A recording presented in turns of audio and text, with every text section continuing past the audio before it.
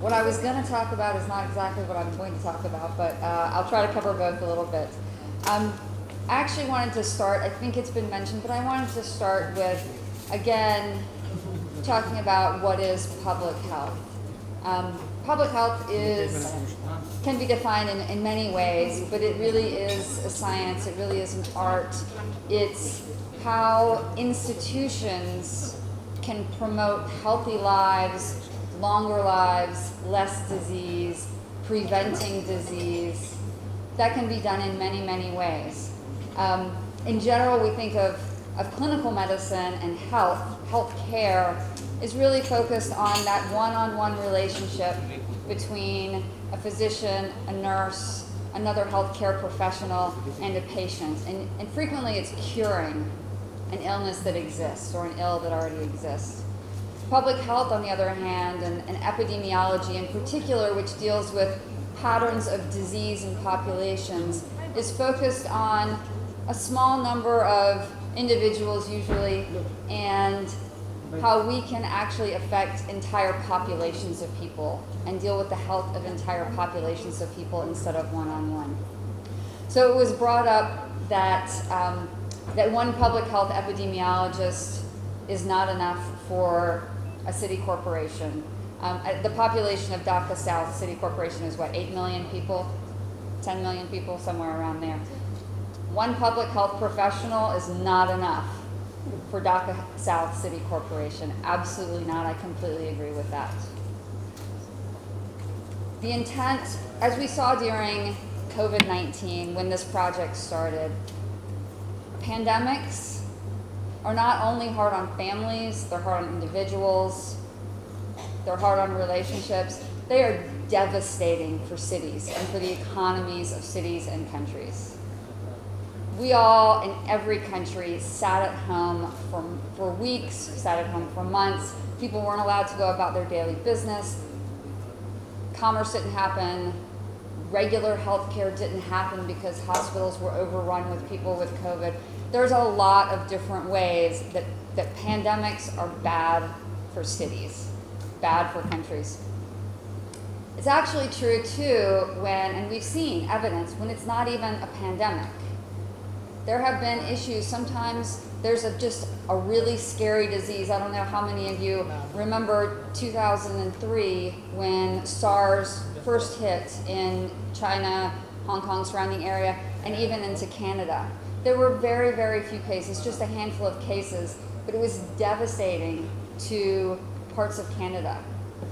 We've had examples where there's a disease, cases of what someone calls swine flu, and an entire industry, the pork industry, actually suffers huge losses because of that. So what we're doing when we're trying to protect cities and populations from these things is it's beyond just the health of our people. So the intent of this and it doesn't matter, I should say also, dengue is another one. Dengue has come up this afternoon. There is no magic bullet for dengue. Dengue is a perfect example where we need the cooperation and the collaboration, which has also come up today in the comments, between many different ministries, institutions, public and private, individual citizens, schools, everything. It is really, really difficult to control dengue, and so that's an ongoing challenge I think we all have here in Bangladesh and in many other countries too. The intent of this project, and I should actually probably take a step back and introduce the U.S. Centers for Disease Control. We're part of the Department of Health and Human Services in the United States, and we've been working in Bangladesh for over 50 years, and we've had a permanent office here in Bangladesh for 21 now. We do a variety of work. Most of it's focused on infectious diseases, but unlike many of our esteemed partners, international partners, we're not a development agency. We're really a technical agency, really focused on trying to ensure that the best science is used to help guide public health efforts.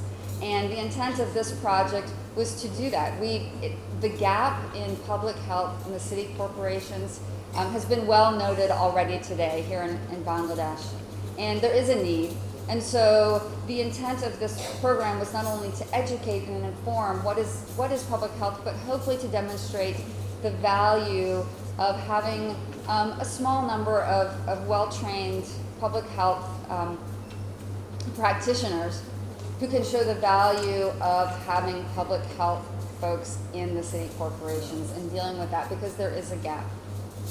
We've talked about sustainability. Sustainability is a major issue. It's a real challenge. I think that there's a lot of different potential solutions to how do we fill this gap. I hope that the program has actually been successful in showing that there is value in having these people. Yes, I agree, we absolutely need more of them.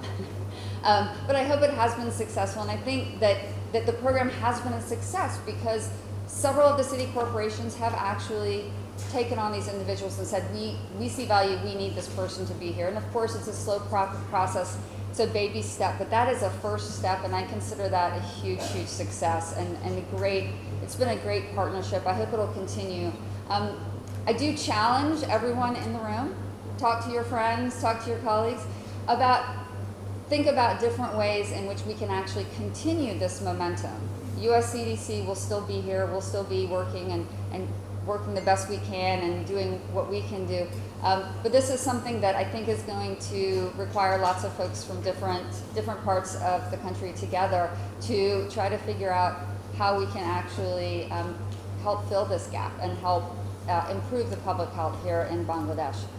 It was brought up, I think, thank you so much for about many of the challenges and potential solutions. So I'm really heartened. I'm so happy to see you all here today. I think this has been a great program. There was good evidence generated. There were good practices that were started.